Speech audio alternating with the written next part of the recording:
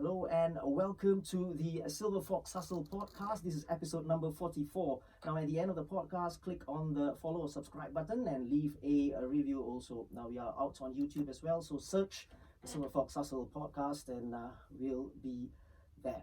Now, this podcast is all about showcasing my guest and their hustle, and in a hope that it inspires listeners out there. Today in the studios, we have two stars from the Lion City Sailors. One is a Croatian and the other is one of our very own. One won the top scorer award last season in the SPL, and the other was named Player of the Year, the best player in Singapore. Both have been instrumental in the LCS' great start to the season, scoring and making goals. It is safe to say that both these players have got more to give and are gunning for silverware with LCS this season, and of course, as a bonus, individual awards. Let's see. As with earlier episodes, I will be speaking to them about their beginning in the game, mentality, attitude, work ethics, professionalism, which is a cornerstone of this podcast. Welcome to the Silverfox Hustle podcast, Mr. Stipe Plazibat and Mr. Gabriel Quak. Thanks for having us. Pleasure to be here. Before we start, how good is it to have fans back in the stadium? Gabriel, come on. I mean, definitely good, but it feels weird, Previous games, you need to be seeing that amount of people there. Yeah. And, Hougang Stadium is pretty small, so, 250 fans felt like full house, man. So is that good or bad? I mean that must be, I know it's weird, right? It's weird, but it must feel so good, man. Of course, definitely football is definitely nothing without fans. Yeah. Look at the recent European Super League, that kind of thing, how much fans can be involved, kind of thing. So, I mean, definitely good to see them back. And when we reached the stadium, it's very nice sight to see fans are queuing, like 2 hours before the game. So, let's hope that this is just the start. Yeah. Stephen? Yeah, fantastic, and finally people cannot hear everything what I yell on the pitch. Hey, that's a very good point, right? That is a very good point, because when I'm doing commentary, it's not too bad because I'm there. But on TV, when you don't have fans, you can actually hear what the coaches are saying and shouting and stuff, right? So that's a very good point. Now, Stipe, let's start off with you, right? What is it about Croatians that stands out? Because we talk about Croatians and they are one of the most technically superior players ever. We talk about players before, like when I say before, people like Mandzukic, Robert Jani, Davor Suker, Alan Boksic as well, and then now obviously Prosinecki, brilliant players, right? Right now is Modric, Perisic, which is your friend, Rakitic as well. Now all these players just roll off your tongue. But what is it about Croatians, my friend? About technique, I think it's all come from youth, from young age, because for example, comparing Croatia and Singapore, you don't see so many kids outside playing football, and that's the main thing in Croatia. Everyone outside, everyone are playing football, and from when you can run, you are with the ball, and I think it comes naturally. Right. And also in youth academies, we spend a lot of time doing this basic techniques. When I was in youth academy of Hajduk Split, I think first 2 or 3 years we spent in front of the wall, just practicing shoots, passing, first touch. Then we have number 8 on the floor, which you need to dribble the ball, then balls on the rope, everything like fundamentals. So, Gabe, I don't know whether you are too young to experience that void deck football. Did you? Oh, of course, that was how I grew up there. Football, amphitheater kind of football. I think was lucky to be in that era. I think now we don't see that. Yeah. I think that's how I grew up also. And nowadays you go to amphitheaters and the void decks, you see the sign, right? Yeah. No football. So I think. And it's specifically no football, right? Yeah. Right. Let's talk about youth football. I think since you went there, we talk about youth football and stuff like that. Now you were with Split, obviously. Hajduk Split. Yeah, Hajduk Split. How was your experience like? In the youth system. Hajduk Split is firstly one of the best youth academies in the world, not only Europe.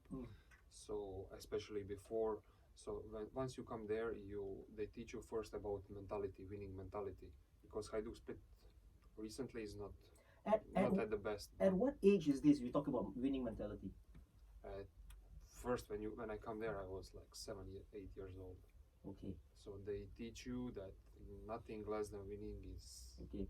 not enough. Right. So my first coach, I remember him. He passed away last 2 years. I'm not sure. We were so scared of him because he was like general in the army, you know. So he teach us this basics of not only football things but Right. the life, you know. Yeah. So we were like little soldiers out there who are listening and learning Yeah. basics of mentality, how we should perform, to be punctual for the trainings, to be hardworking on training, Yeah. and the most important thing was winning mentality. So you need to win every single training, not only match. Yeah. Does it come at the expense of, playing the right way, or it's everything included? Meaning, mentality is obviously, you talk about winning mentality, but is there any compromises that do they say that you got to win at all cost? I think that's a difference there. Not at all costs. Yeah. Yeah, You not have at all cost. some certain rules you need to follow, of course, but you cannot be satisfied with a draw even if you play against the big club. Gabe, any generals at your time who you were scared of? Probably not. I mean, don't really have someone particular, but I think probably we'll come to that topic later with my youth coach. I think Right, he's right. someone who has that authority Okay. and something like what you say, Yeah. a general kind of. Okay. Yeah. Yeah, I like to touch on that as well, Stipe. And I think it's very important that it goes out, right? We talk about youngsters and development because it has become a big thing here, right, in Singapore. And over the past few years, with the young Lions, the Lions 12 team and stuff like that, right? They speak about development, but I think it has come at a cost because the winning mentality is not there anymore. That's my opinion, right? So I just like what you said, because even at 4, 5, 6, 7, okay, 4 maybe it's a little bit too young, maybe 6, 7, 8, and then when they come in, I think you're very right. The mentality has got to come in, and everything else follows. You got to do the right thing. You got to be punctual. You got to do everything properly. And then obviously the football part, the technique part, and stuff like that. So it is not about winning at all costs. No, of course. It is about we have to put it out and say this, that it's not winning at all costs, but the mentality and the attitude is very important. I think let's put that. I mean, straight. coach's job is to teach them how to play and certain way of playing, but mentality and playing style is different topic. You cannot Right. you cannot talk about one or about two. Yeah. It all comes together, but that's the good coach job. You cannot say I want them to develop and we don't care about result. Yeah. Because for me, you are not the good coach if you are doing that. Right. So you are teaching them that it's okay to lose, but okay, you will play certain way. So when you become professional, you will be satisfied with to lose 3-2, but you play nice football. So Great point. Very good. I totally agree with you on that one. Gabe, how about you? Primary school, secondary school? Of course, I don't have the luxury like Stipe, like back in Croatia where you have academies kind of thing. Mine is just like how every Singaporean boy is going through, like primary school, secondary school. I think back then we don't have like the academies now where you have so many. Yeah, everywhere now. So I think it's just like what you said. I grew up playing at a void deck kind of thing, but back then I wasn't really into football yet. I mean, I was playing because due to influence of my dad. Yeah. And as I grew up, I loved the sport because watching it. And primary school, my school doesn't have football as a CCA. What school is it? I was from Catholic High. Okay. Yeah, so I was more into athletics. Okay. Yeah, but it was only. You're a sprinter, aren't you? Yeah, I was. Right. So yeah, then I think when we went to secondary school, start to get more involved in the sport kind of thing. But I always have that kind of that passion for football. Yeah, so I think that's how I slowly grew up to the system. Right. Yeah. Any coaches in particular growing up, even at secondary school level, or when you were, any influence on you? Not much, because both my primary school and secondary school, we are not really a footballing school. Okay. So it was just like took it like CCA kind of thing. Right. Yeah, but I think in secondary school I had one coach, Coach Hisham. He was part of the Home United setup. Okay. I think he was kind of the one who got me involved a little bit with Okay. Cardi back then, and that's how I eventually got involved in the NFA system back then. Yeah, so from there, that's where how my journey started. Right, right. So you kind of like stumbled into football, right? There's no CCA and stuff like Not that. really stumbled, like now, let's say if you want your kids to really get involved in football, you can send them to the academy, then True. you know how to put them in. But back then it was, let's see how Yeah. you can slot in and eventually just fall into it. Stipe, how about Croatia, right? All the clubs, do they have an academy? Yeah. All the clubs. Yes. Yeah? Yes. It's a proper system. I mean, even the small clubs, they have their own academies. And what age group levels? Let's Uh, talk about the top clubs, right? Top clubs. Yeah. What age groups? Are So let's say for my experience in Hajduk Split, firstly we start with 7 years old, and it was like sister academy, Mm. and from 7 to 8, 9 years there is many kids. So Hajduk Split come to that academy and choose which one they want. Okay. So they take talented kids to there. So from there all the way until 18. So you have under 9, Mm. under 11, 12, every Yeah. single year you have like under 9, 10, 11, 12. There is no separation like for 2 years of players. Yeah. So at every age level, Every age level have Correct. their own. Yeah, it's something like what LCS are doing. Yeah, I absolutely. think so. Yeah, it's what they are doing at the moment, so which is a good good start, right? How was your experience at NFA? I think it was good. I think right now they don't have that, and I think you can see that. I'm not saying that the current system is bad or not. What is the current system? Precisely, I don't know either. I think they scrapped this whole NFA kind of thing, and they have some. I'm not sure. I don't really keep up with it, but Okay. back then you have like NFA 15, Mm. 16, 17, 18. At least there's that kind of Yeah. age group kind of thing, and compared to like what Stipe said in Croatia, they start as young as 7, 8. So I But that is in the clubs. Is there? Yeah. Those are not in NFAs, yes. right? So I mean, you look at what kind of talent pool you're talking about. Yeah. And in Singapore, you're talking about NFA 15, you have 20 players, 30 players. That is the whole of Singapore. You don't even have clubs. Yeah. So how much are we actually missing out Yeah. compared to now? Because what happens now is what we did 20 years ago kind of thing. Mm. So I think all this has to be like long-term kind of. Yeah. So whatever we see now in Singapore, probably we only see maybe the fruits of the labor probably 20 years later, all this work. So I think NFA back then was pretty decent. Yeah. I mean, we were given like small allowance, travel, but back then those didn't really matter. It was just the joy of playing football, being selected, competing. But of course, school was still a priority kind of thing. So I think my coach back then was really good, Kade. Yeah. I think he was. He instilled a lot of discipline in us. So I think that speaks a lot why a lot of our batch are still playing professionally at this age. Yeah. So. Tell me some stories about Kadi, because I know I spoke to Haris on one of the very earliest episodes. He sent him home. He sent Haris Harun home after a few minutes of the friendly game. I think he spoke to me about that, and that was a shocker for him, right? Tell me another story about Kadi. No, I mean I remember this particular scene very clearly. We were at Christchurch, and last time it was just outside Jalan Besar Stadium. When we always play friendly match, he will stand at the second level and watch. We were shocked as well. I think it was just few minutes in the game. He didn't like what he saw. He told Haris to come out and just send him home. So, but I knew that Haris didn't went home. He was just hiding behind one of the fans. He was kind of crying, kind of thing. So you can understand. Yeah, and that was pretty early in like our season, you would say. So that kind of instilled a bit of, okay, we know that this person is not to be messed with. But I mean, he do have his fun side as well, and that's what I think we like about him and respect him, because you can't be too strict with young players as well. Stipe, is that the kind of general you were speaking about? Like, I don't know, you make a mistake, especially not a football mistake, like something got to do with your attitude and stuff. Send him home.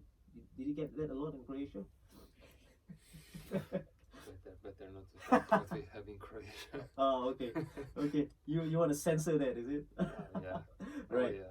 Oh, yeah. But I think those are the situations when growing up, right? Those are the situations that you pick up, and then you will never ever forget, because then you know that When I listen to this, it sounds like lemonade. What happened Ah, there? yes, I mean, but it's it sounded like you had you had some weapons somewhere, you know. but Yeah. it's all these moments where I create the best memories, you know. Right, Yeah, right. man. And you look at this now, 15, 16 years, and we are still talking about it, having a laugh, kind of thing. So I think these are, I mean, it's nice moments.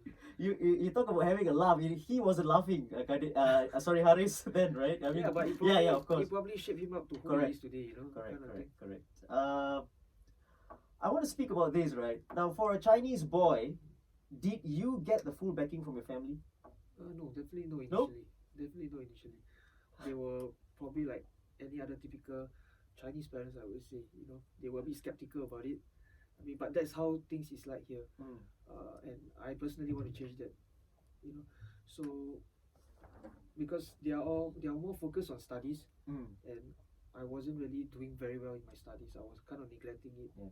a bit too much on the Yeah. playful side, kind of thing. So they weren't supportive at first, but I think Kadi was the one who told them, and they were eventually sold because we had tuitions after that. They saw what was in the pipeline for youth, and I think Kadi make it a point to actually assure them, like, okay, these boys in good hands, you know, these players and all. So I think that's where they started to support, and you know, probably they saw some talent as well. Right. Yeah, and they try to help me to pursue. I think that was really important for me as a young boy. Like, I had the full support of the parents, my parents.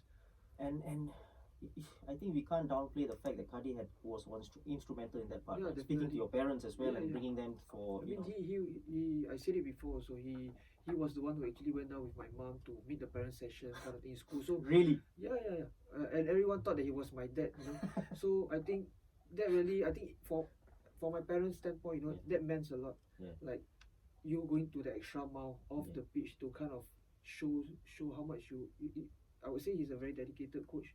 Yeah, so a lot of parents were very, very supportive also.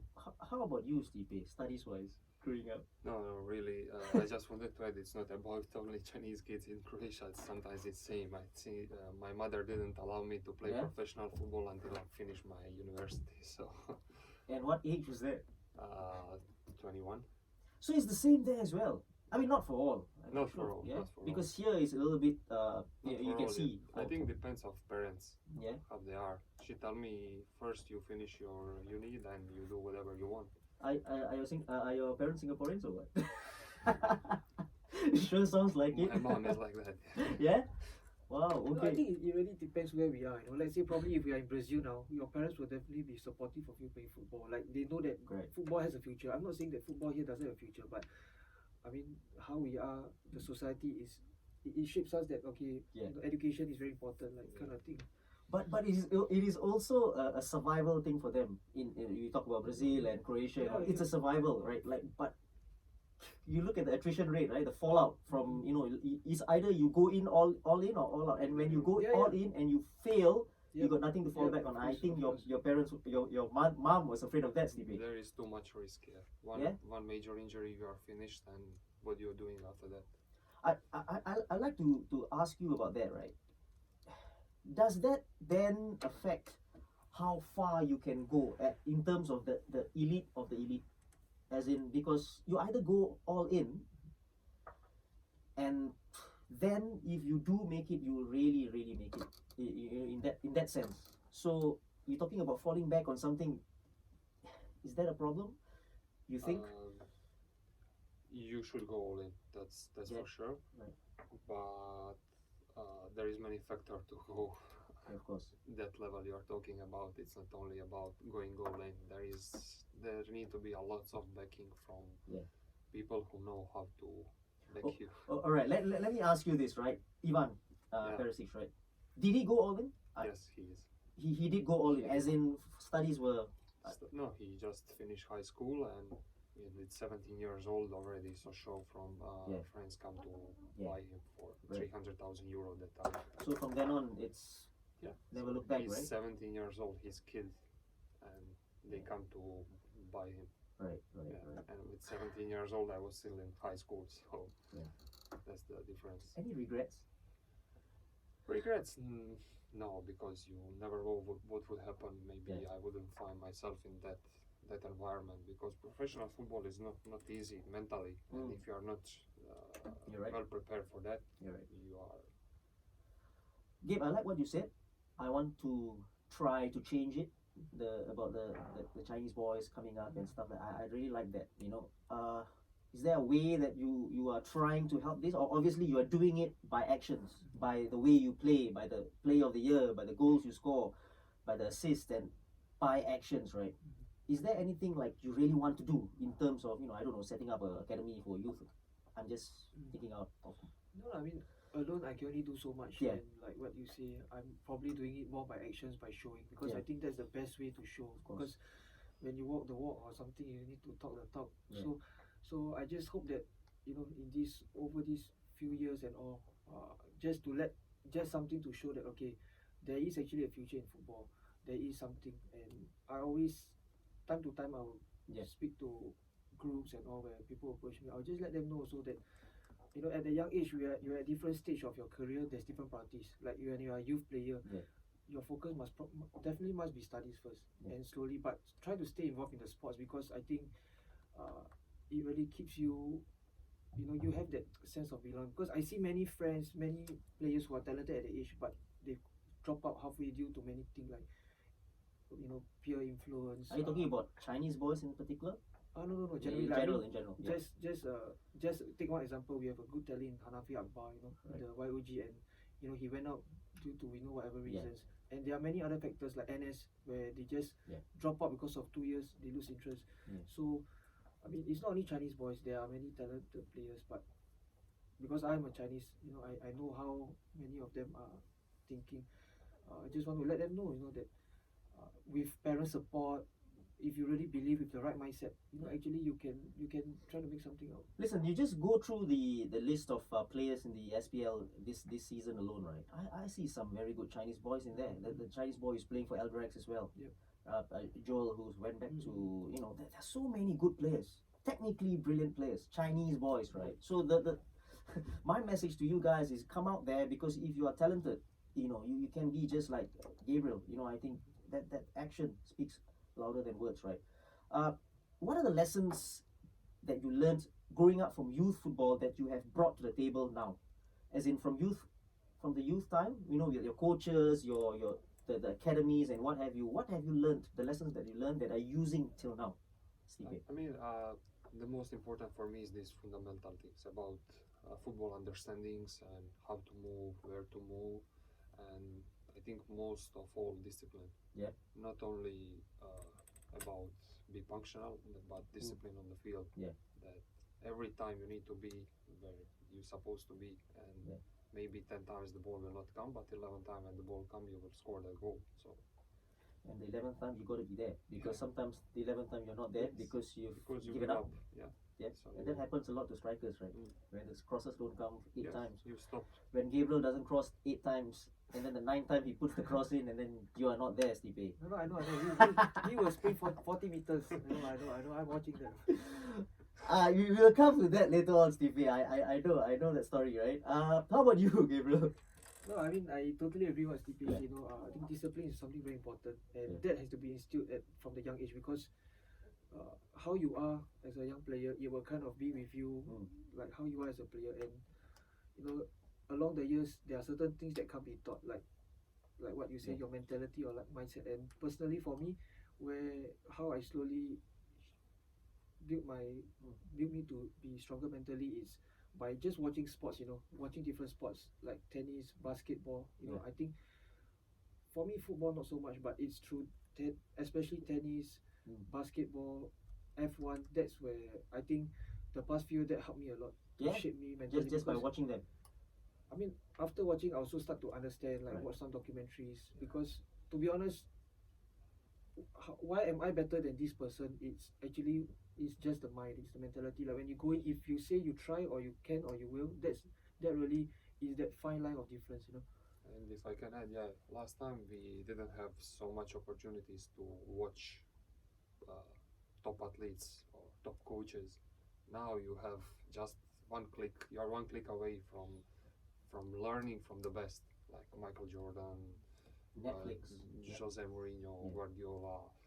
You have everything you want. Yeah. So, and even what he's mentioned, F1, you have this serial Drive to Survive to see how they are thinking, what they are doing, and how they are dedicated to their job. So, instead of just watching it for fun, you should learn something from it. Yeah, you're right. It's just one click away, right? It's many documentaries, sports documentaries on Netflix and Amazon and what have you. And I watched one on Usain Bolt, right? Yeah.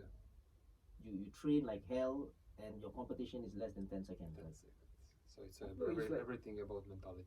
It's like Michael Jordan also, even in simple things like training, he can bet like few 100,000 on a free throw with his teammate. But I think that is just wanting to push his teammate to show like, look, you never crack under pressure. And I think, I'm just happy that Stipe, I've been playing with Stipe for 2 years, and I think we are both winners. We are both competitive, and honestly, I just hope that this kind of mindset rubs off the whole team, because you can't do it alone. You can't do it. It has to be a team effort. Yeah, what I like the most about, he said, Michael Jordan, his quote, and I take it personally. Yeah. Sometimes you really need to take it personal, because that's what wake up your passion. Yeah, that documentary on the Bulls and Michael Jordan was really insane, because he's like to the extreme, Yes. right? He would kill to win. Yes, No, exactly. he would kill to win. It's amazing, right? But you learn. We learn from those people. Let's talk a little bit about your pro football, the step up, right? What's the difference you think, right? When Stipe, when you stepped up to pro football, for example, right? And what was your first club? Pro. I'm talking about playing in pro football. Croatia Right? first division, Šibenik. Yeah. How was it? First, I spent 3 years during my uni in second division, which was semi-pro. And when you are in second division, you don't have so much pressure. Okay. And first impression was, okay, you need to perform every single day, not only training. Then you are not prepared for that, of course, because you come from the environment where you are the so-called best player. Yeah.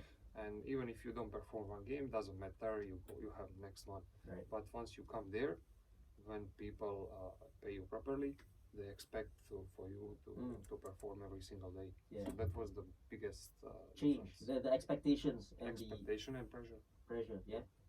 How about you, Gabe? The difference you think when from the youth system and then your first pro debut or season that you had? I think the priorities becomes different. Like as a in youth, you are just for youth football, you are just more to just enjoy the sports kind of thing. But once you turn pro, winning is everything. At all. I mean, at the end of the day, it's result orientated. Yes. Yep. So I think that's really one of the main difference. Gabriel, let's talk about one of the darkest days in your, I would say, your pro career. I wouldn't say your life, right? And I think I'm bringing this up. I don't know whether you've spoken about this to in the media or whatever, right? But this was something that I think we can talk about, because you learned from it, and I think listeners who are listening to it can learn from it as well, because it happened in 2010, I believe, right? And it was the Beijing Gohan game. That was in 2010. I think you were playing for the young Lions then. Tell us what happened, in your own words. Well, we were trailing, and Yeah. I think we scored a late equalizer, so Right. we wanted to go for the win, and the game was already quite feisty, Right. So from the kickoff, after we scored, when they kick Okay. off, so we just put maximum pressure, Yeah. and I think when we won one of the ball, Nazrul got it. Nazari, Yes. he was in Hougang, so I think they just went in for one hard tackle. So I went into, as usual, like what most people do. I just went in to help and all, and shoving and all were coming. For the next moment, I know another one. It was a high boot that came straight to my chest. Okay. Yeah, so I don't know what started it. Then 4 or 5 boots everything. So I tried to retaliate. Of course, I know I can't be standing there like naked. So that's where I also flung my hand, my legs. And next thing I know, it was a big fight. But it actually started like a couple minutes ago. There was a corner. There was some shoving already. So everything was and the rest is history. This was Sundram, right? Sundram was the yeah, coach. Sundram was the coach, I right? think Terry was there. Yeah, because I saw this on television, and obviously there were some things that happened before that, and then that thing started, Yeah, and then it was like, I don't know, Stipe, you've seen this clip. I don't know whether it's out on YouTube. You can try, but it was crazy. It was like, I think the first time this ever happened, like on TV and live and what have you, and it was like crazy. It was like a free fall on the pitch It was a free fall. at Jalan Besar Stadium as It was well, a free fall. right? And it was crazy, right? And the aftermath, right? The aftermath. I think you were banned It for was 4 months. 4 months, and you fined. 2,000, I think. Or Yeah, 1,000. and let's not talk about the fine, right? The fine is a fine, right? Money is money, but that 4 months, so you couldn't play during that season, right? Yeah. So that's after I got that suspension. That's where I kind of requested to at least to NS early. You know why not? Okay. Because 4 months you can't play. We need to serve for one year 10 months. So why not? So Right. that's where I went into NS. Right. Yeah. So I think 4 of us, me and another Madhu, we had 4 months. Fairoz and Nizam, they did 8 months. Okay. Yeah, 4 Madhu months. as well, Yeah, Madhu was 4 months with me. right? And what is your takeaway from all that experience? Because this, right, Stipe as well can tell us, right? It can happen to anybody on the pitch when something happens, and then let's say that you come in and try to stop, and then somebody throws something at you, and your natural reaction is no. To protect It's yourself. ridiculous. You can't punch me on the face on the field like that, That's human reflex, to be right? honest. And what did you take away from this whole experience? Because kids are listening to this podcast, students are listening as well, and adults as well, right? What is your biggest takeaway from that? I think back then we were very young. Yeah. I was 19, Mm. 20, and all of us were young lions boys. So I think we were young and ignorant. But to be honest, to this day, I still think that the ones at fault were the Chinese team. Yeah. You know, although things like this takes 2 hands to clap, but Yeah. I mean, if we were playing a local team, this probably won't happen. Mm. But it was, you know, a foreign team, and you know, I don't know why they started that kind of thing. But at the end of the day, we were the one had more to lose because we were suspended, we were fined, we can't play. But for them, they can just go back to their league, everything resumes. So, of course, you know, we feel remorse. We wish that it didn't happen, but it happened. You just have to take it as a lesson, you know, to know that, you know, going forward, there's a price to pay for everything. Yeah. How does it feel not to play for 4 months? Like you know, it's like cutting off your feet, right? Yeah, it's painful. You know, football career and lifespan is so short. Yeah. So like, you know, and for me not being able to play, and I think we couldn't even train as well. You know, Wow. we were also refrained from entering the training ground. So I think if it happened now, it will be worse for me because it's like a routine. You know, every day you wake up, you're doing something. So you know, it hurts a lot, and you know, we were just talking and kind of thing. But yeah, that's past. It's good that you've learned from it, and you know, I think you've risen above all that, right? Stipe, tell me about football in Japan. Oh, what about football? You want to know? Yeah, how did the transfer come about in the first place to Gifu, right? Yeah, to Gifu. Yeah. Actually, they came for one striker from Macedonia. They signed contract with him. Yeah. And during the meeting, the Brazilian guy who's supposed to go attacking mid, he called them and canceled the deal because they were last on the table at the time. Okay. Then my friend, that striker, he suggests them that they can take me. So they look at some of my videos and they were satisfied. So that's how it comes. Right. And when I first came there, it was a very big cultural shock. It's J3. J2. J2, right? Okay.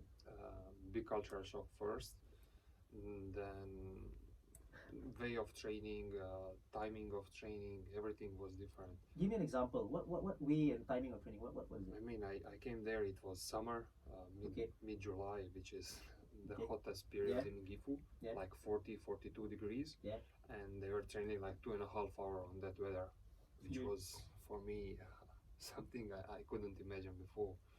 And okay, I adapt very fast, and once I start playing, everything comes naturally. But the way of playing and style of football is much different than European. Give me a few examples, because this is very interesting. You talk about European and the Japanese, and I'm sure the Japanese, the way they play are different from the way we play as well, right? Yes. Maybe until now when we have a Japanese coach, but what I'm saying is, what are the differences? Japanese football is much more faster than, Okay. than European and Singaporean football. It's much more about fast thinking, Okay. not only fast feet. Right. They drill you, they train you to play one or two touches as much as possible. Yeah. There is a lot of running, a lot of transition moments, and that's the first word I learned in Japan. What? After konnichiwa, it was kiti kairo, Which is? transition. Okay. Because every single training it was like kiti kairo, kiti kairo. So what is kiti kairo? That was the first word I asked my translator. What does it mean? And that's what I learned, how they are thinking. So once in Nagasaki we have assistant coach who was previously with Vissel Kobe. Then he tell us what is the football. Football is offense, defense, and transition. If you don't play one of these segments, you don't like to play football. Interesting, very interesting. I think you can say something as well, because you went to Matsumoto for a bit, right? Was that the same experience that you got in terms of the transition part? Yeah, I think because I was in Matsumoto and working with Japanese coach now with national team. I think they're all very similar. They focus a lot on transition, and I think one thing about Japanese, they pay attention to details a lot. Like when I was there also, I was shocked because before training we always have to report earlier. They have meeting just to show what was going to be done in training. So when we go to the field, it was just everything was just action and very little talk kind of thing. Even like now with national team also. And when I spoke with my friend Zhu, who's coached by a Japanese coach in Samut-Prakan, same they have drone in training because they pay so attention to all the details, small little details. Like even Tatsuma, he monitors like our behavior, like he can sense if there's anything wrong. So for Japanese, they are really that detail. Even when Noah Ali came back, you could see there's a change in his coaching. I mean, when I see like he starts to carry a board around, that's what the Japanese do. I think Stipe will also know that.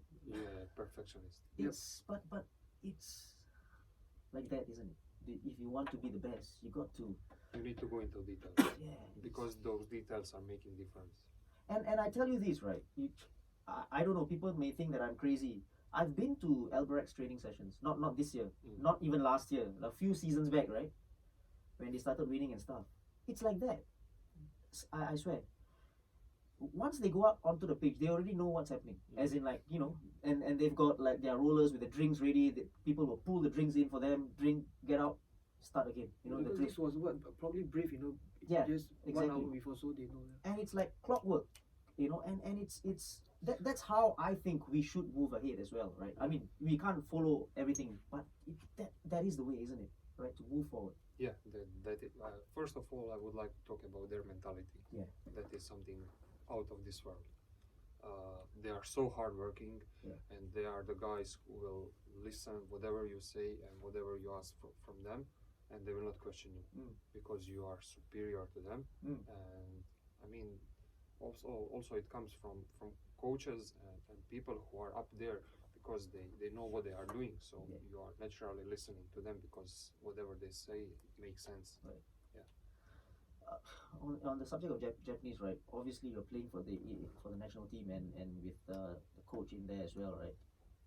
I sense a difference with the national team because I commentated on all the World Cup qualifiers before, obviously, the pandemic. I think, how many games have you all played? 4, right? And I see a change, right? Is there a change? What is the difference? I think what he has brought in is probably more discipline and what he expects. But naturally, as a national coach, when you comes in, you don't really need to ask much and demand, because we know that this window you're in, next window you're out. So players are already hungry. Even like the recent national team training we go, the intensity was so high, like 5 days. We were briefed really, like, okay, first 2-3 days was slow, but for the first day really it was sweating, and every training was like 2 hours plus. So I mean, maybe for Japanese coaches, their training are always long and draggy.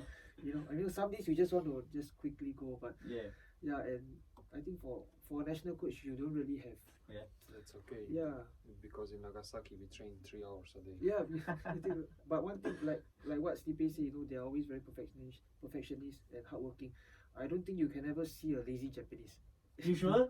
Have you seen a lazy I mean, Japanese? there will, Just but here there's in not. Singapore. In Japan, no.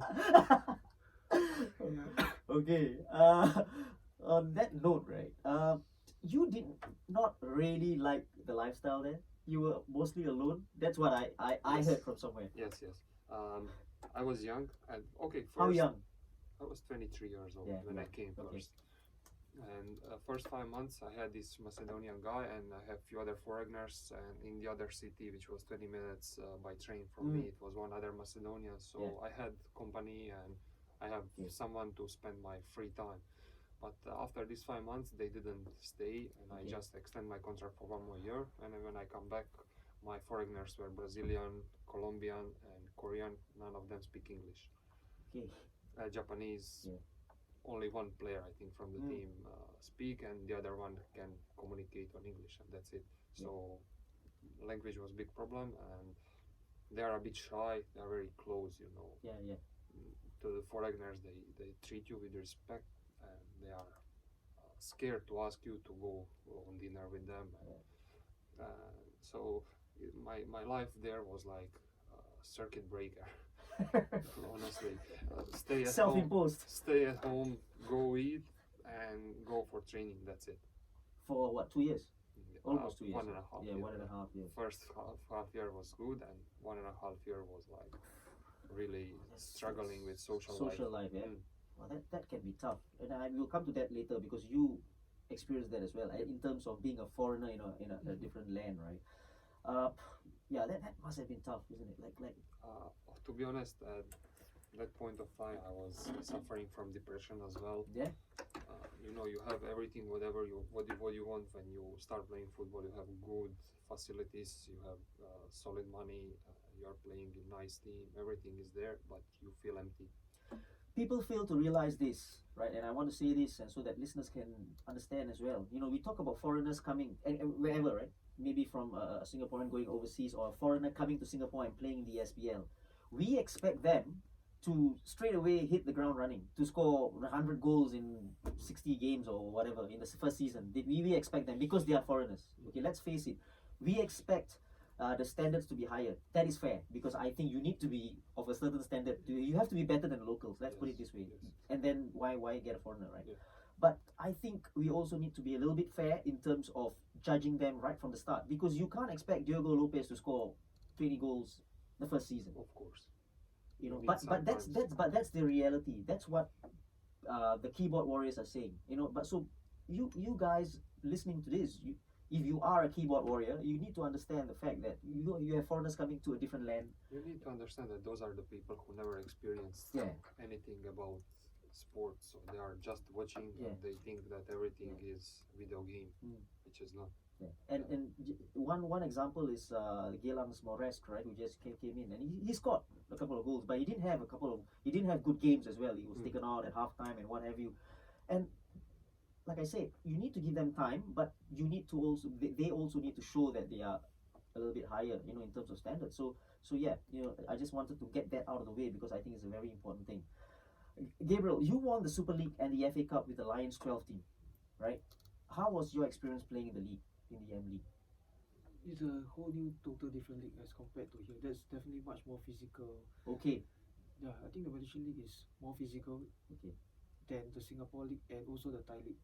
Thai league is more technical, I would say. Yeah? They're more physical than the Thai league even? Yeah, okay. I think you could see from the games, they're always pretty low scoring games in Malaysia. Like they're always very robust, very even lots of tackle. So I think it was good experience there also. We played there with the Lions 12, and you could see when the Malaysian teams come to Singapore, they tend to struggle, but when they are home there, so I think the home and away games really do play a part. But I'm sure you learned from that as well. You got tougher, I'm sure. That was important for my development as a player and kind of thing.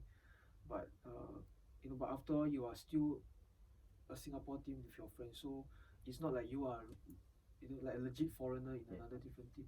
But I think that few years was good because it was many of us. It was like the first time playing another league for the Lions 12 boys, and I think it opened many doors also. After where the Lions 12, after each season, you could see that some players like Harris went out, Safwan slowly going out. Yeah. So I think it created a few opportunities for players, and also to let people see, like put us in the window. You didn't play in Malaysia, did you? No, I No. don't. But I want to ask you, right? And in your frank opinion, what is the standard if you compare that to the SPL? I'm talking about not physicality or whatever, just pure footballing standards. Is there a difference, or are we on par, or are we better? I don't think there is much difference, to be honest. The biggest difference there is you are playing in front of 20,000 people, 30,000 people, and here you play in front of 250. So once you come on the stadium, you feel this atmosphere. Once you come on the pitch, you don't hear yourself, not even your teammate. Right. You are hearing the crowd who are cheering you up, and that is, I think, this 10-15% of difference. Yeah. Comparing to here, because sometimes you need that extra push from outside of the pitch, which gives you that a little bit more motivation. And motivation is a very important part of football game. Okay. Yeah, I would never forget, playing there. I think it was one of my best memory. That the FA Cup final. It was we were playing in front of I think 90 or 100,000 fans. Where Shalam or Bukit Jalil? Bukit Jalil, yeah. So that was I think 90K. 90 or 100. It was we exceeded. Yeah. When I went out, for warm up already, everything, and we won. So fans really play a part. Like you could have probably even a school game. Sometimes I watched and the stadium was full. You could see like the intensity was there. Right. Yeah, I mean both sets of players you will fight. So I think that's one of the major difference. Other than that, I don't see how we are. I mean, even the sports science, they have proof of that. Because once you are playing in front of empty stadium and in front of full stadium, now you can see even in world football, which is not the same quality like last years. You can see even if you are just regular watcher. You don't need to understand football. But what sports science say, this extra push gives you a little bit more of hormones in your blood, I mean, adrenaline and everything, which improve your performance. Did you graduate from sports science or Physiotherapy? Physiotherapy. Yeah. Nice. So you are a qualified physiotherapist. Yes. Lovely. So your players can't cheat. You will know the symptoms. Yeah, I totally agree with you guys on the standards. I think personally, right, I think it's on par or we are even better. Yeah. If on any day if you play against the Malaysian teams, you win. Or maybe you take away the JDT. Yeah. But apart from that, we are on equal par. I mean, you have proofs in EFC Cup results. Yeah, right. But you're right about the fans, man. You just imagine playing the 90K. You will pee in your pants if you haven't done that. It's a beautiful thing to do, right? Yeah. I also play in front of 70,000 at SOS Cup. 2016. Oh yes, right. Yeah. And obviously they are so passionate about the game, and I think that's what it is needed really. Yeah. Stipe, how did you end up in Singapore? Of all places, right? Yeah. Why? After Japan, like I said, I was suffering from depression, and first I wanted to go back home and spend some time with family to heal the wound. And people don't talk about it so much, but that's very important part of human life. It's your mentality and mental health. Yeah.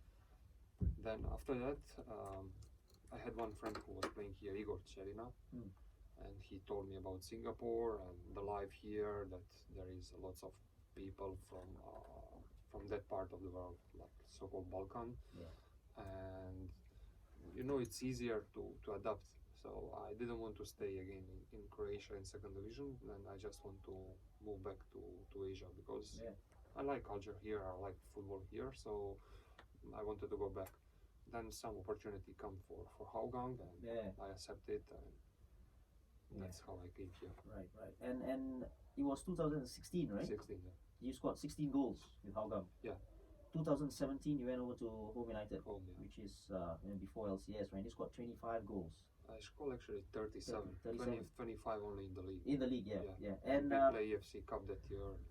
And I also understand that you weren't always a striker. You Yeah. when you grew up, you were I playing was midfield, midfielder, yeah. right? Central midfielder. Yeah. And when you came over to Hougang, and were you always Actually, I was pushed a bit forward in Japan because in that team in Gifu we lack attacking players. So they bring this striker, Macedonian, and they needed one more number 10. Yeah. And in Macedonia I play in 4-4-2. I played this central mid, but I was more attacking minded. right? Then there they push me a little bit more forward, and I start to score goals. Yeah. Once they see that I can score goals, they push me even further. So I play either as a striker or as a attacking mid. Now, in those 2 seasons, you scored goals for fun, right? You talk about 16 and 37, right? 37 Yeah. for Home United in those 2 seasons, and there must be a difference. What is the difference between Japan and here? Because you seem to like it more in terms of the lifestyle. Because there is a difference. I'm sure there is a difference. So what is Big it? difference. Yeah. What is it that is different? I mean, for me, the biggest difference, you can communicate with all players, In with all, English, all yeah. your teammates, Yeah. and you can talk with whoever you want. There you cannot. You have two people you can talk, and that's it. Yeah. Then outside of the football, it's very important when your training finish, that you don't go straight back home. You go with your teammate to eat, to meet outside people for coffee, whatever. And obviously, football here is not the same quality, but I like quality of life is much better here. And for me, that's after Japan stint, I realized that is more important than everything else. Good. It's a good point, right? It's Yeah. it's the lifestyle, and after football, there's more to it than just I mean, football. especially as a foreigner, when you come in other country, people maybe don't realize until they experience that you are not there only for your job, you are not only there for your money, you are living there 1 year, 2 years, 5 years, how much you spend there. That's your life. And if you want to sacrifice 10, 15 years of your life just for making money and playing football, okay, go with it. If you can do it, I cannot. I want to live my life. So Yeah. Gabriel, Geylang followed in 2016 and 17, but in 2018 the big break came, right? To go to a foreign land, and it was with the Royal Thai Navy team. Talk us through how this came about. Like, did it come through an agent? Did you source it out yourself? How did it happen? It was through an agent. Yeah. I think after Geylang, I was actually moving to Warriors already. Yeah. And it was quite late lah. Like, small little talks began in November, December, but it didn't really happen. So I kind of signed with Warriors already, and I think this agent, it was a Thai agent. I met him also as well in Singapore. So he told me about some things, but I think there's nothing concrete. So I didn't really read too much into it. Yeah. Like, okay, I already decided to play in 2018 in Singapore. And I think in February he suddenly called me. He said that the club really liked you a lot. Are you free? We can. How did they know about you? I think he proposed them to me. He showed them like my clips and all. Okay. things. I think, but they really liked. Right. But I think they didn't really make a formal kind of thing. But he told me, say that there's a high chance because working with them for many years, he knows that they always like to do last minute things. Right. Yeah. So that's why they came in February. Yeah. And he said that, look, are you free? We can fly over in a few days. But this is not to talk. It's just to sign. Wow. And kind of thing. So of course, I never done that before. So it was like was wow. Like my wife was beside me, and I think she said, look, this is a good opportunity lah. If it's really legit, it's concrete, why not? And she can take care of things back home. So I decided to give it a shot, and it was kind of surreal kind of thing, like, because here when moving clubs to clubs, it's just like taking a bus there, discuss kind of thing. Right. But this is like you are like True. literally flying over somewhere, at the airport. You go through medical, so it's kind of that's the real life, isn't that's it? the real life. You really feel like a footballer. Like we are traveling, to discuss, to go through medical. It was really nice that moment. So I went. He welcomed me. I was put in a hotel. So you went up alone, as in you stayed there throughout the duration alone. You mean during the time that you were at? Without family. Yeah. Oh yeah, without alone. I was there alone. So I went there. Then when we went through medical, then it kind of hit me like, like, this is it. This is how it actually feels like. Okay, so I went through the medical at the hospital. Yeah. Then that's where Yeah. like it was like a big signing for them. They welcome me. Yeah. What number do you want? You just take then they come and fetch me. Yeah. And This was in the which division? Tell us. we were in first In division. the first division. Yeah. Now, so you were a foreigner. What were the expectations? Your own expectations. Forget about them. What were your expectations as a foreigner playing in the first division in Thailand? How was that? Because I think why there was this opportunity also because Thailand introduced this ASEAN rule. Yes. Because if there wasn't this rule, I don't think they would probably even look at Singaporeans. So it was because of this. Then they start to explore. No, but you got to say that they chose you over many other people, right? Yeah, so you got to say that you had that standard. But yeah, so what was your expectations of yourself? Also, when I went there, with my wife, we spoke that when I go there, I didn't want to just enjoy. Yeah, I want to enjoy the moment, but I didn't want to give myself any room for failure. It was a do or die kind of thing. Like, this is it. I'm at the right age at 28 to prove because the previous 6-7 years I knew what I had in me, but probably just kind of overshadowed by many different things. So the move itself really created a lot of hype, like attention Yes. was on me kind of thing, moving to a very good league. So when I went there, I tell myself, expectations. I put a lot of expectation on myself. Like I wanted to go there and succeed, to show that it was not just to go there, kind of thing. So I was glad that how I adapted quickly because like what Stipe say, it's not about there also. And for me, the outside life really is important. Like the food I eat, where I can hang out. So I think that helps. And I think Thailand is a little bit easier to adapt in terms of the food, right? For you, for yeah, us. food Asians. definitely is not a problem Food, for me. Kind of Yeah. thing. Maybe the language. Did you have problems with the language there? Oh, actually, I took the effort to make sure I Great. because for them they can't speak English Right. not well. So in fact, I engaged a Thai teacher Nice. for a month, and I quickly picked up. But you have to also communicate. So that's where I learned, and I think that's important. Yeah. Deep inside me, that was how much I want to succeed, to make sure that I could communicate with them, to be accepted by them. Right. Yeah. Now, it ended probably in disappointment, right? How did you feel? Did you feel that you could have stayed longer, or? Of course, I wanted to stay probably another year, and they wanted me to stay on, but we were relegated. Yeah.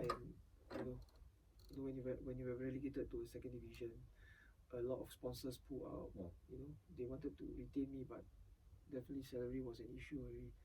So I think I also didn't want to stay for the sake of staying. Yeah. I had some options here and there, but it didn't really entice me. Right. So probably and it happened to be my second child was on the way. So I think probably never mind. We can just go back and see if future doors open again. Well, I think it probably happened for a reason, right? I think you came back. Was there a change? Did you feel that you've changed as a person, as a footballer, as everything? I would say more of as a person because footballer, nothing much can change in 1 year. It's more of as a person. I went there, it really toughened me up in terms of my everything. Like how I see things, how I behave. Because going there, I think I mature more. I mature quicker. Like being there alone, you just have to take it in. There are nights where I just cry myself to sleep because I wasn't playing. Did you? Like, do you know I actually worked with 6 coaches there? During that season? Yeah. Because you guys were struggling in terms of performance and stuff. And in Thai League, it's very normal that coaches come and go. 6 coaches? Yeah, I work with 6 coaches. Like I was there, these coaches go, and when you work with 6 person, you can't expect all 6 to like you. Definitely, some will really love you. And all were locals? No, there was one French Thai, there was one Serbian, there were many. And probably the owners were making it to the. Yeah, of course. In Thai League, that's how it works. That's why you see, even the start of the season, they really had like so many casualties after 2 games, 3 games. Yeah, and I understand the situation. Stipe is shaking his head. I'm like shaking my head as well. And we know what happens But sometimes. in Thai League, that's how that's how it's never stable in terms of coaching. Like, you can do well and off you go. I once played here, and there was at most there were 4 coaches, 4 changes here in Singapore, right? So never mind. Stipe, Dundee United. FC. Yeah. Dundee FC. Dundee FC. How? Did you go for trials and I heard you did it pretty well, right? Yeah. Actually, it comes out of nowhere. I was home after my wedding, after my stint in Thailand, and I was looking for a club. And you know, in Asia it was very difficult because already was half season Yeah. and not many clubs changing Right. players. So I turned my attention to Europe, and I had some few opportunities which I Okay. reject. Some countries which are not stable, Right. and this comes from Scotland, from one agent who called one friend of mine in Croatia, Yeah. and that's how I go there. That was August 2018. I come there, and manager was Neil McCann, Mm. and Could you understand them? I was struggling, to be honest, because their accent is Yeah. very very strong, and Right. if they talk very fast, I couldn't understand single Right. word. Okay. But okay, when they talk with me, they slow down and Yeah. they use a little bit more simple words. So we have game. I just make one training with the team. Yeah. It was very windy, and Yeah. that's what I remember.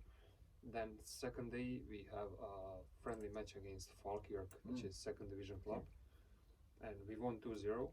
First goal I score like second post, Yeah. first touch left legger, Right. and second goal came also from the cross. I slide in front of defender, shoot, keeper save, but ball was Yeah. jumping on the line, and the guy come and tap in the ball. So from 2 goals, and I score and so-called assist the next one, and I play very well. And that agent, he was on the game. It was close game, but Yeah. he was there. And he sent me message after the game. Okay, congratulations. I think this will be enough for you to sign the contract and everything. I mean, I sent my parents message to my wife, and Yeah. everything sounds like okay. I will stay here for 1 year. And we start to plan everything for my wife to come and what to do when she came. And that night, manager sent me message, please come tomorrow in the office to see me. And I didn't have good feeling, you know, why you want to see me straight away after the game. If you want to sign contract, you will not call me in the office. Yeah. You will Right. inform my agent, and Yeah. he will do. Then I came next day before the training, and I was sitting with him, and he said that he was actually very impressed how I played, and that he didn't know about the level from where I am coming from, and that he liked my playing style and everything, but he's looking for different type of striker. And I say to him, okay, What kind of striker was he looking so for? basically I tell him with this word, so basically you are looking for a striker who is not scoring the goals. I just wanted to say that. Then he started to laugh, and he say, no, I'm looking for target man, and on the videos I saw, you look much bigger. I say, of course I look much bigger because I play in Asia where players are not big like Scotland. In Scotland they are like bulls, you know. Yeah.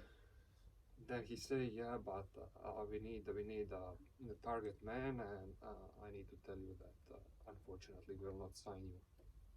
So I tell him, after that I was pissed off because I tell him, first of all, if you already know that, you should research better and not waste my time and money, because I spent some money to come here, and I spent some time to stay here. Maybe some other opportunities I missed. Then he will start to apologize. I say, you don't need to apologize because you are bad. you told him that? Yeah. I mean, you are bad, and that's a fact. I mean, Gabi know me better, and he knows that I'm very direct with the person. Whatever I feel, I will say, and most of the time it's like this. And when I watch at his career, that was the only year he was in charge of any club there, and until now he still don't have clubs. Well, it's safe to say that Dundee's loss is Singapore's win, right? And Lion City's win as well, and Hougang win as well. But I was speaking to Stipe just off before this, and I was saying, you know, how come did you go to Lion City from or in midway of the season, right? And I gotta say that it's Hougang's loss. You know, I think it's Hougang's loss, and you are at Lion City Sailors scoring goals, and well, you cannot never look back, right? Let's now talk about the LCS project. Okay. Yeah, I think it's a wonderful project, and both of you joined LCS at different times. Obviously, you midway last season, you at the beginning of last season. what is the goal of the club when they presented they wanted to sign you, right? What is the goal of the club? What did they promise you anything in terms of, you know, this is what we aim to achieve and stuff like that? Their goal is excellence in everything. Yeah. Starting from the academy all the way until the up to the team, first team. I mean, they want to win every single year. They want to win everything. Yeah. And for me, as I said, the first time when I changed club, that's something which attracts me here. Competition, that you want to win every game, you want to win, win the cup, win the league, everything. Ambition. Yeah, ambition. Yeah, that's probably the right word. Okay. I think What was it that really attracted you to LCS? Because obviously before that you were at the Warriors, closed down for whatever reason, doesn't matter. But yeah, so LCS approached you, and what is it about them that you know, this could be it? yeah, like what you say, ambition. Yeah. I think they want to build something that to dominate Singapore football for the next decade or something. Yeah. And I think it's kind of aligned with what I want because they want to dominate me as well. You know, I want to dominate. I want to play in a team that dominates, that win week in, week out, year in, year out. And I think I haven't had the luxury of playing in a team since I was, you know, we are always kind of like, today maybe here, maybe there, but I want to play in a team whereby you're expected to win every game. You know, I want to enjoy that pressure. I want to experience that whereby, you know, if you don't win, you draw, it's a big thing. You know, I think that's what we're trying to build, and all this takes time because let's just compare to our near neighbor like JDT. That's what they're trying to do, and it's not like few months in the making, it's years. And I think this is only year 2, but you could see already like teams wanting to beat us. Like when they play against us, they up their level. You know, they bring their A game. I think that should be. It shows that we are making stride. You know, when teams really want to take the fight to us. And I like what you said in terms of, you know, you want the pressure and stuff, because as football, you know, it's a team game. Yeah. Right, and sometimes you may be the best player, but you cannot win something with a club, for example, and then you just want something that is, you know, to push you further, to be in a team, like for example Man City. Yeah. Right, something like that. JDT, you mentioned JDT, right? So I understand what you want to say something, Stipe. Yeah, that's your personal ambition. Like like I said, you want to be surrounded with the players who are thinking the same way like you and who are performing the same way like you. So yeah. I want to ask you this question, right? Last season, you finished in what position in the league? third. Do you think that last year was a failure in terms of the league position? In the sense of the result, maybe yes. Yeah. But it's everything else, no, because it was first year of the club and the professional scene, and I know that people are expecting overnight success, and that's very natural when somebody invests money in it. Yeah. But to be honest, football is not, as I said before, a video game, and there is very big human factor in it. And everything need to gel, everything need to settle inside minds of the people, not only players but everyone else in the club. And we make very strong foundation for this year, and I believe that this year you already can feel and can see that little bit of difference from last year. You spoke about gelling, right? Because last season after circuit breaker, when you came back, the team scored loads of goals when you came back after the circuit breaker, and then you see that this, you know, you needed to change it here and there, but you knew that this team could be special in terms of going forward, scoring goals and what have you, right? Did you think that last season you could have done better as a team, not yourself? I think we gave what we could already, you know, after circuit breaker, but it didn't help that we had a poor start, and it's always tough to play catch up. Yeah. So I think probably if you give us another 5 games, we might really get there, you know. Exactly. So, but I wouldn't say it's a total failure, but it kind of show everyone that what we are capable of. It was like a platform for this year, a foundation. Yeah. You spoke about the start, right? I probably a poor start last season, and of course trying to gel it. And I got to say this, and I got to put up my hand. And I said this in a podcast last season. and you guys were on that same podcast, and I was on the podcast and as a guest, and I said this because it was after the first or second game. You lost the first game to Tampines, I remember. For yeah, you I got wasn't there. yeah, you got trashed 4-0, and we were talking about stuff like that, and I said, and I said something about you as well, and there's nothing to hide. And I said I was pretty disappointed with the, not about the playing or whatever. I was thinking about the attitude of the team at that time. You know, in terms of, you talk about transition and all this thing. After losing the ball, what do you do and stuff. So I was pretty critical of you, and I got to put up my hand. You, Gabriel, have like proved me wrong. I gotta say that, and I'm happy to say that, you know. And as a coach, as a commentator, and what have you, I'm very very happy to say that. And Stipe, 14 goals, top scorer last year. I'm talking about last year. And Gabriel, player of the year. Well, let's start off with you, Stipe. What was it like winning it? And I think it was, I don't think for you it's a surprise, because with the team that you had, the assists, the players that you had and stuff. And let's not forget, how many assists did you have last season? 5.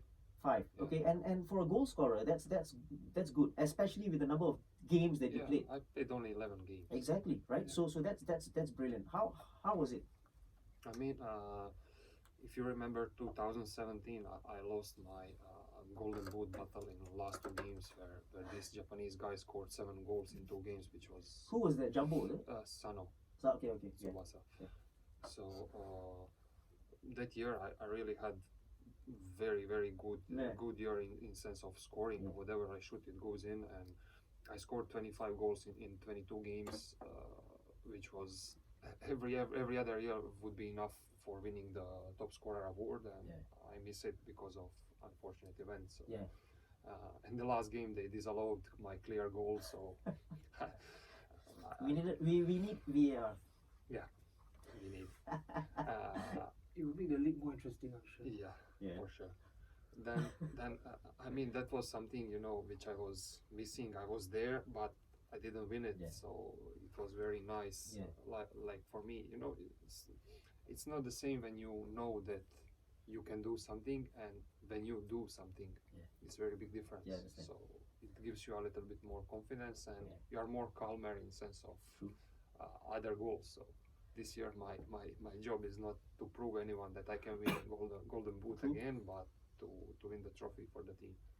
Gabriel, do you know, we spoke earlier, right, about Chinese players and stuff like that, right? Do you know how many Chinese players have won the Player of the Year in the SPL or the S League from before, from 1996 till now? How many Chinese players have won? Is there anyone? There was none. There was none before you. So take a bow, my friend. Absolutely brilliant, right? Absolutely History brilliant. maker. I think the young player, yes. For the young player, there was one, you know, and wow, how did it feel last year when you won it? Did you already know before that, no? But I knew that we were in the nomination. Yeah, of course. How did it feel like? To be honest, when now the thought of it also, I kind of like hit me a bit when I knew kind of thing. Because it wasn't the usual ceremony. So we were told that, you know, when only awards winner were supposed to come. So I remember I was at Junction basement with my wife parking. Then I kind of got the news that I won it. So, you know, I kind of broke down a bit and cried, because it was many years of hard work and sacrifices, commitment, you know, after what I've gone through. Because not many people know, like you can know my name, but you don't know my story, you know, behind like the 10 years what I've gone through, I wouldn't say abuse, but the thing that I took in, you know, like how much, you know, all this. So it was really nice, like, you know, finally everything coming and to reach the top. And you know, when you want to go to the top, the journey there is always lonely, it's always hard, people don't see. So it was really and of course I felt that I play well, but there are many people playing well. So I think Stipe had a very great season. He came in, you know, he was one of the reasons why we had that form after circuit breaker. So, you know, the awards really meant a lot to me, because it was kind of like a verified kind of thing, like, okay, like to something to show for. And I think, and that is history, you know, nobody can take that away from you. Like, Nice. 20 Yeah, years I down the think road, in this kind of awards, the most important thing is that recognition, that somebody recognize your hard work and effort. Yeah.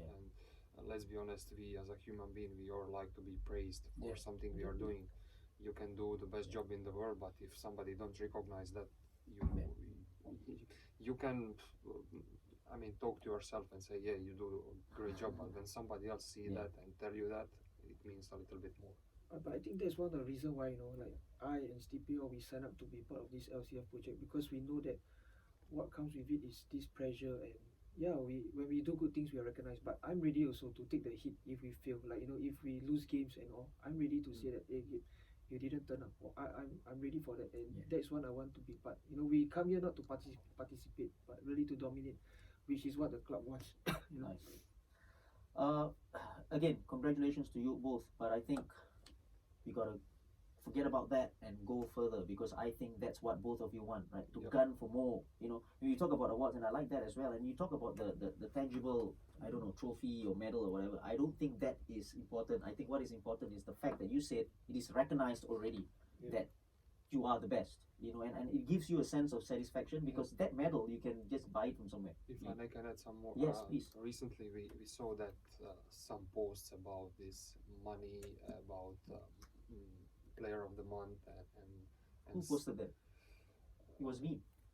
No, no, you post, but I don't know who was making the story about it. Or the backstory about it. Yes. Yeah. So I just wanted to add that in these kind of things, you don't need medal, you don't need any kind of money. And as you said, I would take it every time that someone tell me that I did it the right way, and that somebody recognized my work. And as I said in my tweet at the time, that okay, whatever prize money you give me for player of the month, you can donate to charity. I don't need it. For me, already that praise is enough for me, like a football player. That's class. And this, you heard it first. Also, he tweeted that, and it's also, you heard it first on this podcast. Stipe Plazibat will donate his, I don't know, whatever, how much it is for, I don't know, play of the month. That amount will go to charity. I think he will give it away, and you heard it first, because I think that's a wonderful thing. And I actually tweeted that, and then you replied to that, right? I said that, I will take that award every single time without any money, because it's play of the month, man. It's beautiful, right? You don't need $250. So that's sometimes the mentality of people. It's got to change. And I want to talk about tweets, right? I'm going to read out some from you, because I think you are pretty vocal in terms of your tweets and stuff, but everything in order, in terms of it's good, right? You can talk whatever you want now. We get what we deserved now, but I can assure you all, you will not talk like that at the end of the season. Mark my words. This was after you lost. That you got trashed. Hougang, yes. Right? And you said that, and you also said this.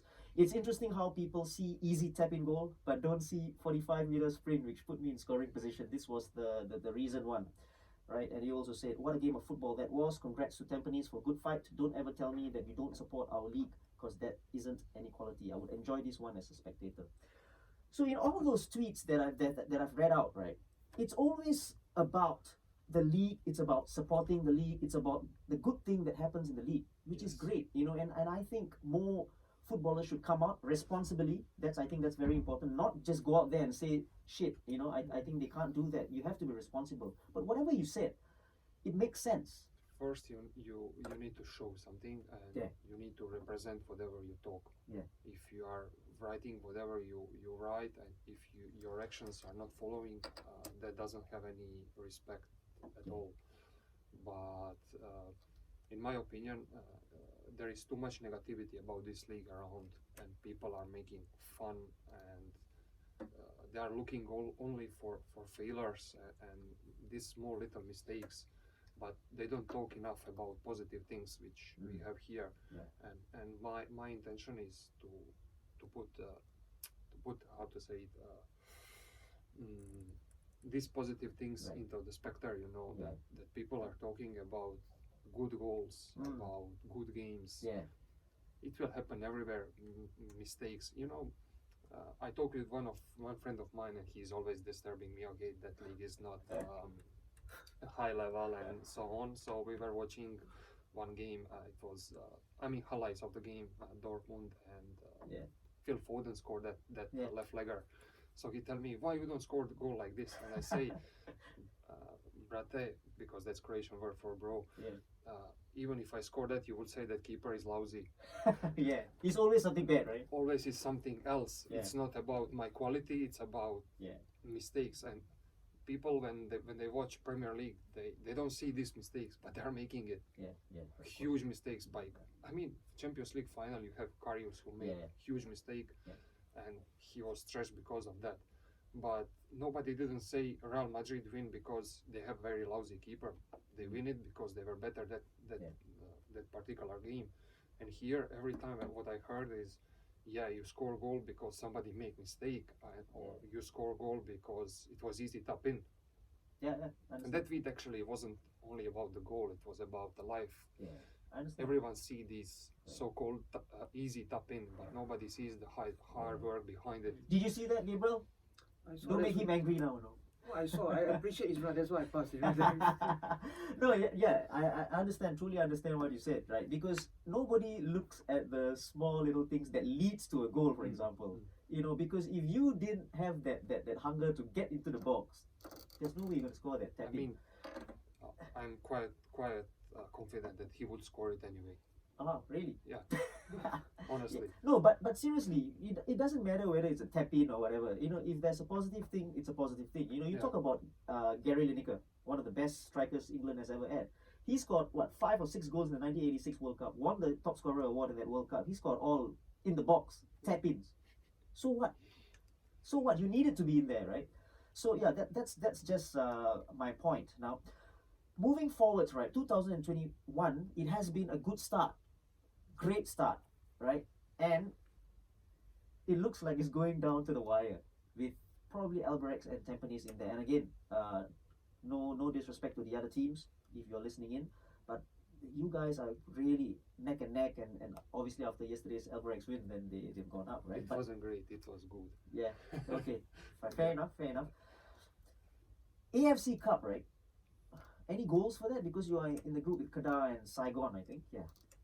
Yeah. So what? Any objectives do you think in the club's objective? Is there Win every game. Yeah. That's objective. I Of mean, course. why Yeah. to pay, give them so much respect? Yeah. We are not the bad team that we should be Mm. scared of them. Yeah. Respect in sense of sports, yes, of course, every time. But in the sense of be scared of someone, no. So it's safe to say that the goal is to win the league, SPL, and to go as far as possible in the AFC Cup. As far as possible. Yeah. Good luck with that, you know, because I think you guys are on the right path. And let's talk a little bit about LCS announcement of their spanking new facility just a few days ago, right? And at Mata Road. What are your thoughts on that? I'm sure you guys cannot wait for this because although you know it will happen in probably next year in April. I think that was the goal 2022 in April. How do you think about this project? Yeah, fantastic. Yeah. Honestly, that's the proper way. That's how should be done. I think that will be the first proper football facility in Singapore, and as a football player, that is something you dream about to have.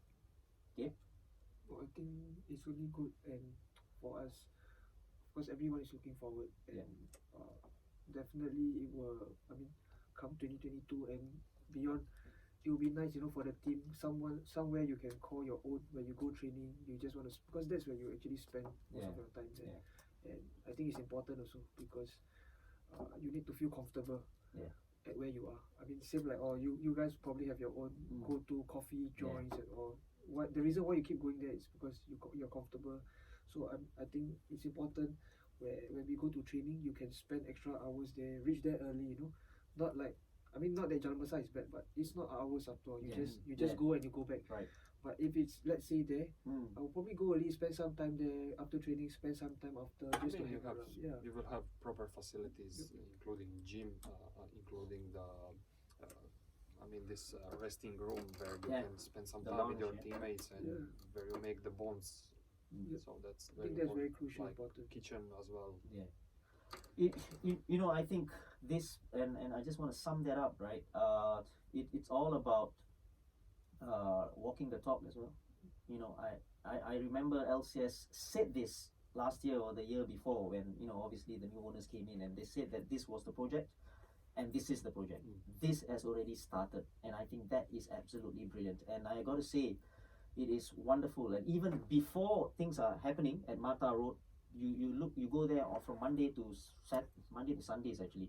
You look at the kids training, right? Yeah. And all the pictures from, you know, it's wonderful to watch. And I know this because I've got friends whose kids are there, and my son is playing there as well. It's wonderful to see, you know, just standing there and just looking at, you know, it's how it should be anyway, right? So kudos to the LCS, and they've been doing a great job. And let's hope that the other clubs follow suit as well in terms of, you know, what they are doing. Now, before we end this podcast, right, Stipe and Gabriel, let's do a quick fire round. You know, a question each, and very easy ones, right? The first one is too easy. Gabriel, what's your favorite food? Pizza. Yeah. Stipe? I had some question in Instagram, so Yeah. I say it's some Croatian food Croatian food? What is that? which I cannot explain how to. Is meat It is meat inside the cabbage, so meat inside a cabbage? yeah, sour cabbage. Okay. Sour, sorry. Favorite pair of boots, Stipe, you start. Favorite pair of boots that you've worn on all along, or maybe a brand that you know really. Mercurial. Nike. Also because Nike. Nike. Or you can't say anything else. I mean Nike. Right. This is good. Superstition before you step into the pitch. Any? I know his. Okay. I know You his. start with I yours don't- first. I don't have You it. don't have. Okay. You tell me what is his You superstition. need to be number 7 when we walk out. Must be what? You know, number 7. You know, when you are Ah, walking okay, out okay. of the tunnel, Yeah. you need to be 7 in the line. Really?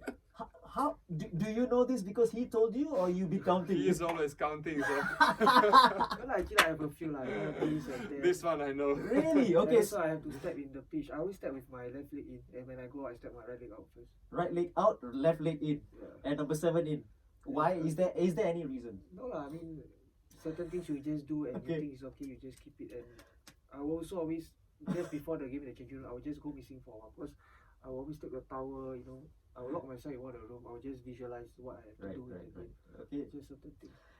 Hey, that's fine, you know, because I'm sure you've experienced some weird ones. You know, I've yeah. experienced one. He has to puke before a game. He's got to like force puke himself. He's I like, had one of Yeah. my ex-teammates. Yeah. it's crazy, man. Favorite ever coach, or favorite ever coach ever from young till now? My coach Yeah. or Yeah, anybody can be anyone. Aurelio Vidmar? Not because he's Not because he's Yeah? Vidma will be close at second, but I will think Cardi first. nice. Best sidekick on the pitch. Your best mate on the pitch. From before until now, it doesn't matter. It need not be today or this year. Your best teammate on the pitch. You mean like as a teammate? Yeah, as a or teammate on the pitch, like like your footballing? footballing. Perisic. Perisic, I will say Zul. Big Zulfami, Yeah. Zulfami Arifin, right? Off the pitch, your friend off the pitch, Football friend. football friend. Yeah, he's Also Zul. How about you? I have quite a few. Yeah? Yeah. So Okay, just name me one from Singapore, local player. Singapore here, Song, Gabriel, Song, alright. and these Croatians from Balestier. Okay. Toughest opponent you faced ever? Ever? Oh, wow. I think it was in Croatian first division. Yeah. Yeah, in Singapore. In Singapore, I think it was by Bayaki. before. I think if you just purely in Singapore, it would be Noraman last time. Because right. last time I used to be left winger and he was right. Okay. Yeah. Right. Nice. The best goal that you scored ever Favorite or the best? Like could be anything. Your favorite or best, it doesn't matter. I think the best one is that first game EFC Cup last year Okay. against Lau. What? How did you score that? Shoot from outside of the box. I mean, in full sprint, Yeah. lobbing the keeper. Right. You know, volley, Yeah. half volley. Yeah. Half volley. Yeah. But it was from 25 yards, and But my favorite one was for Home United, the EFC Cup semi-final here. Yeah. Free kick for 3-2 win. Ah, brilliant. That's an important one. Yeah. Yeah, very important. How about you? Probably best goal would be the recent one against Beijing. But my favorite, definitely that will be one of my favorite also. But one of my favorite will be the one against Syria for the national team. Yeah. Because that was just my third Nice, cap. Yeah. nice, So nice. I think with the fans, it was full house. That was nice. I gotta say this, right? At this point, we've less probably we played one round of the whole Yeah. SPL, right? We played one round, right? Yours has got to be the best goal, in my opinion. Yeah, I agree. You know, best. You talk about Diego Lopez, the last one. No, yours was the best because of the difficulty level. Ball comes from the left, and it's In the air. in the air. He's First, in full sprint. full sprint, first time. No way, brilliant. Take a bow, Mr. Gabriel. Absolutely brilliant. Biggest disappointment. Game, I would say Ceres Negros final, but we lose Ah, 3-2 on aggregate. Yeah. And in football career, that was the move okay, to BG when I didn't have chance to play because Okay. of too many foreigners. right. Oh, that's a disappointment. Yeah. That is- Huge. How about you, Gabe? Biggest disappointment. In football, Can be career, anything. Can be anything. There's too many to think of. But I think in career-wise, it's always like missing out. I think there was one I missed out on the Asian Games. Okay. Uh, Because of the ban? No, No? not because I mean, it was NS Right. kind Okay. of thing. So Okay. certain things. Biggest achievement so far, at least until now. Biggest achievement personally, I think it's top scorer award. Yeah. And team in 2012, I win Croatian second division Nice. champion. Yeah. Nice. How about you, Gabe? Definitely the player of the year. Yeah, last year. I can't disagree there. If there was anyone you could meet, who would it be? You haven't met this person. Who would it be if you were to meet somebody? I think it will be Cristiano. Why? I just want to talk with him about his way of thinking. Yeah. How he prepared himself for the game and how he pushed himself so hard. Probably Cristiano also and Federer. Roger Federer, Yeah. my favorite as well. Why Federer? Because I honestly watch tennis a lot. Yeah. And it's a Okay. individual sports, like they play long hours, 2 hours, 3, 4, 5, 6. Yeah. It's not easy, to be there. True. Like there are moments, so many ups and downs. Yeah, And yeah. how do they actually tweak yourself? Because you are only there yourself facing. It's just me and you. So yeah, I just really want to understand from his standpoint how It's a momentum shift as well. yeah, right? there's many momentum shifts. Outside of the football, I would like to meet Elon Musk. I know why. I know why. All right, that was not too bad yet. Where do you guys see yourself in the next 5 years? Any personal goals that you want to achieve that you haven't achieved yet? In 5 years, maybe, or maybe shorter. In 5 years, I see myself playing still. Yeah. Because I feel like that. At LCS. Hopefully. Yeah. And hopefully to have. I mean, we are awaiting first kid this year. Yeah. So maybe in 5 years we'll have 1 or 2 more, and I think that's basically it. I want to say congratulations as well. Yeah, thank you very much. You don't know whether it's going to be a boy or a girl, but Still don't know, yeah. congratulations. Well Yeah, done, thanks. Stipe. How about you, Gabe? Another 5 years probably, hopefully to see myself still playing. Yeah. And but where we don't know. and, Football. and obviously to win the league. Yeah, that's of course Yeah. the immediate target. That's not in 5 years. That is That's this in year. 5 months. Yes. You heard it first. They are going to win the league in 5 months now. Is it 5 months? I think Yeah. shorter, right? Yeah. Something like that. Yeah.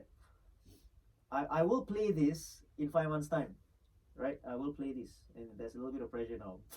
Now, before we go, the last one. One advice that you could give youngsters at the LCS Academy who are coming up. And one of them is my son. He's 9 years old. He's coming up. I brought a jersey so that you can sign for him. Any advice for them?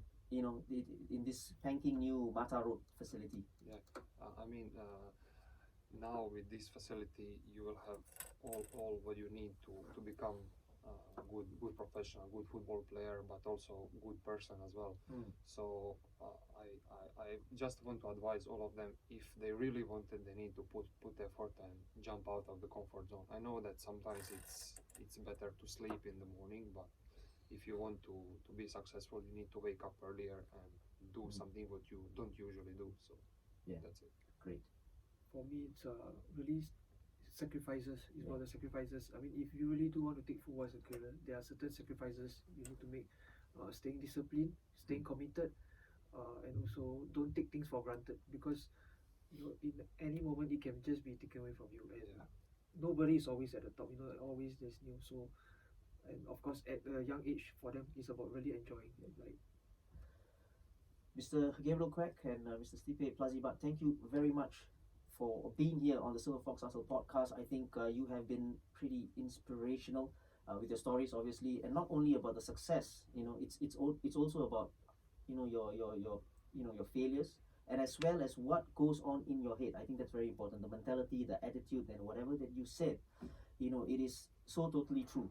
To get there, you got to do the job. It's as simple as that. You got to turn up, and you talk about simple things like do the sacrifices. I think that's very important. So again, thank you very much, Stipe. Good luck with your boy, and good luck with the season as well, Gabriel. And good luck for the future. The national team games are coming up in June. All right, good luck, and I'm hoping to commentate on that as well. Now, this has been episode number 44. Now, at the end of this podcast, if you're listening to this, click on the follow or subscribe button. We are on YouTube as well. Leave a review, and just say something and leave a comment behind. Now, till the next episode, which is should be episode number 45. The hustle beats talent when talent doesn't hustle. Cheers.